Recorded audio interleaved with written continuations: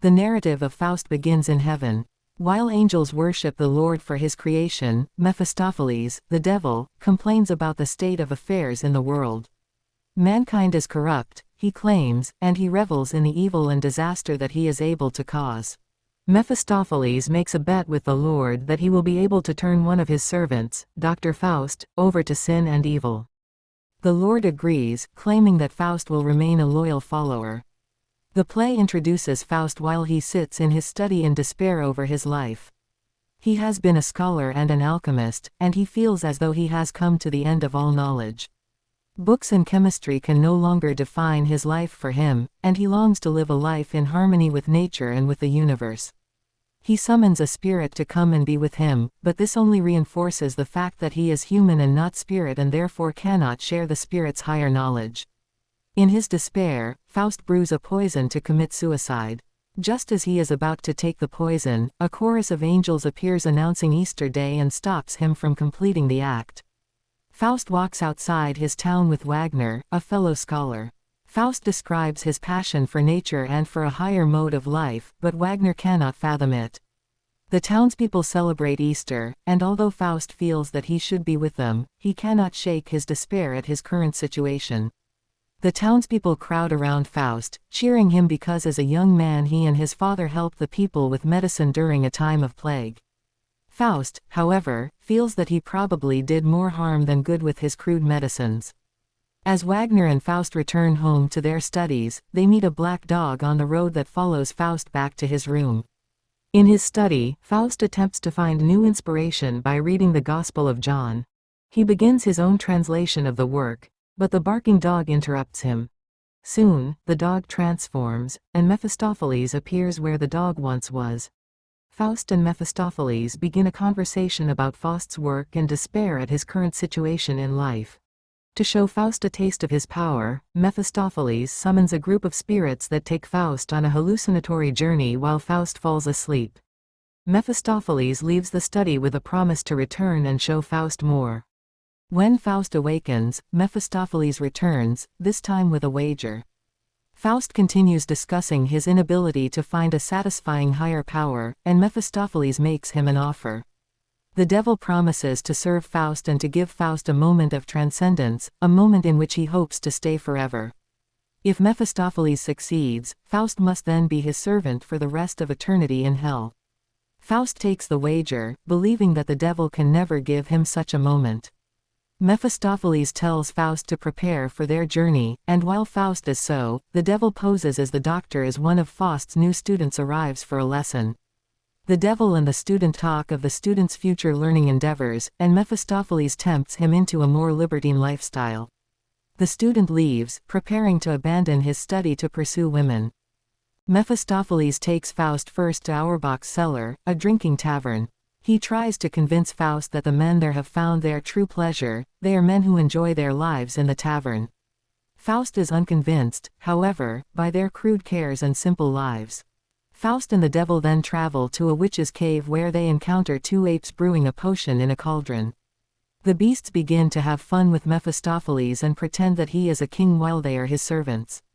When the witch returns, she initially does not recognize the devil but soon sees that he is her master. Mephistopheles makes the witch give a small bit of her potion to Faust, who drinks it. Outside on a street, Faust meets a young girl with whom he immediately falls in love. Margaret, or Gretchen for short, avoids his advances but cannot help and think about the older, noble stranger she met on the road that day. Faust and Mephistopheles sneak into Gretchen's room. In her room, Faust realizes that the feelings he has for the girl go beyond simple sexual desire. His feelings are complex, and he longs to be near her. At seeing her bed, he reveres nature for creating such a beautiful creature. When Gretchen returns, they quickly exit, but Mephistopheles leaves behind a box of jewels. When Gretchen finds the jewels, she cannot believe that they are for her, yet she also cannot help but put them on and admire them. Faust orders Mephistopheles to have the two of them meet. Gretchen visits her neighbor, Martha, to fret over her mother's actions. Her mother, upon seeing Gretchen's jewels, promptly took them to a priest, who could tell that they were from an evil source. Later, Gretchen found another box of jewels, and Martha encourages her not to tell her mother this time. They answer a knock at the door and discover Mephistopheles disguised as a traveler. He weaves a story for Martha, telling her that her husband has died on his long travels. Martha is both heartbroken and angry at the stories of her husband's licentious life. To put the matter to rest, Martha asks Mephistopheles and another witness to come and legally attest to her husband's death. The devil agrees to bring someone, as long as Gretchen will also be present. That evening in Martha's garden, Gretchen and Faust meet formally for the first time. Faust charms her and courts her. She tells him of her hard life and of how she nursed her sick infant sister until her sister died. Gretchen has no other family except her brother, who is away at war, and her mother.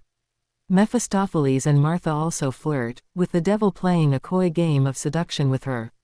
Meanwhile, when Faust professes his love for Gretchen, she plays a game of, he loves me not, with a flower. She lands on, he loves me, and runs to her room. Faust follows her to a summer cabin, where they say goodbye. Faust, fearing that he will corrupt the girl with his feelings, runs away to the forest, where he lives for a time in a cave. He thanks the spirit of nature for giving him such feelings, for now he has a moment and an understanding of life that he does not want to lose. Mephistopheles finds Faust and derides his foolish behavior, hiding from the woman that he loves. He tells Faust that Faust must find this girl, for she pines away for him day and night. Faust, his passion overtaking him, agrees that he must go. Faust returns to Gretchen, and one night in her room, they discuss his feelings on religion. Gretchen is a faithful Christian, and she knows that neither she nor her mother could accept a man that does not believe the same. Faust tries to convince the girl that he also believes and worships God, but she does not quite believe him. Faust convinces her to allow him to give her mother a sleeping potion, and they consummate their relationship. Soon, Gretchen learns that she is pregnant by Faust. One day, while drawing water from the town well, she hears the girls gossip about another girl who had sexual relations and became pregnant.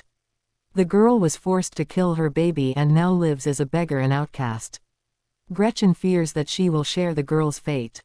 Gretchen prays to the Virgin Mary that the Lord will have mercy upon her. Faust comes to Gretchen's house to see her and meets Gretchen's brother, Valentine.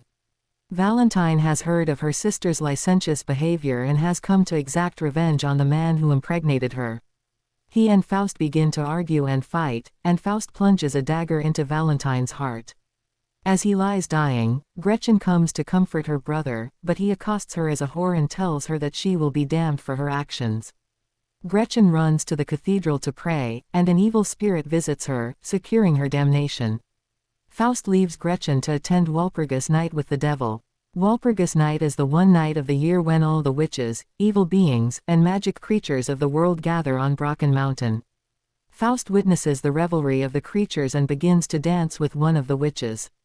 Over a fire, Mephistopheles and Faust converse with a group of artists and politicians about the state of the world. Faust sees a vision of Lilith, the mythical first wife of Adam, who threatens to enchant him. He also sees a vision of Medusa, who Mephistopheles warns will seduce Faust and bring no good. As the night ends, Faust sees a small stage set up on the mountain and goes to attend the show.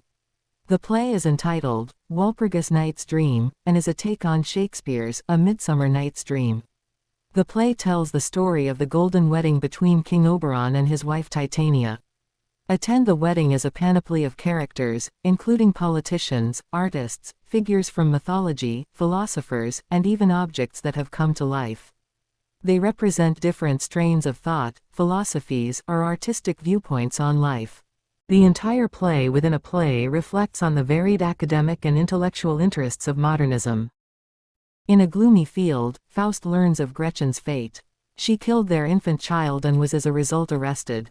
He falls into a new kind of despair and curses Mephistopheles for creating this unhappy and unholy affair.